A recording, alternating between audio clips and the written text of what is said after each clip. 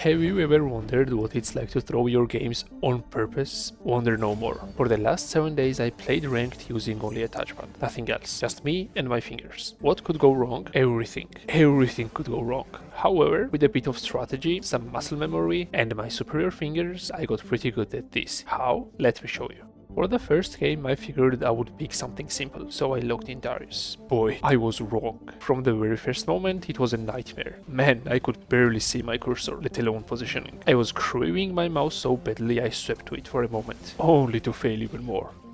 By the time the game finished, I had plenty of time to think while I was dying on cooldown. Top lane, terrible idea. One tiny mistake ruins your whole lane, and I was making mistakes every single second. I needed a role that required less enemy interaction and let me carry from a distance. My next pick was Rammus, a simple champion, low mechanical skill. I thought I would be fine, and honestly, I was not doing bad. But my team, they were struggling. Victor could not out-evolve 200 years of game design. Pyke could not stop Oblivion. I was not playing a high ADC champion, and all that quickly became a huge pressure for the bot lane. Long story short, we lost badly.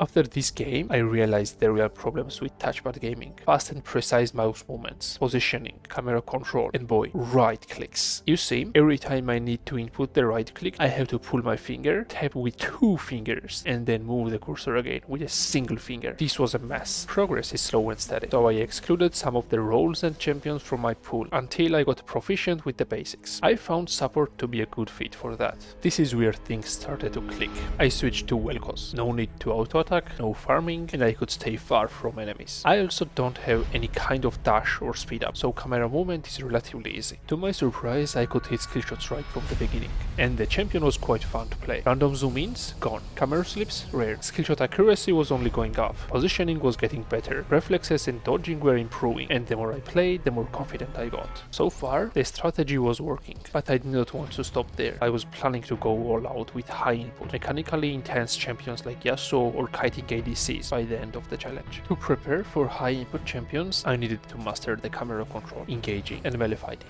I found Thresh to be a good balance between a heavy melee fighter and an artillerist mage, but I was forced to play Pyke. In my opinion, Pyke is a lot harder to play with a touchpad in theory. A few dashes, skill shots, auto attacks, a glass cannon squishy assassin with the extreme need of positioning. Despite this, I was not doing bad. I even had a few highlights. The inability to do flashy plays actually made me a lot more patient, which is one of the key skills for assassins, including Pyke.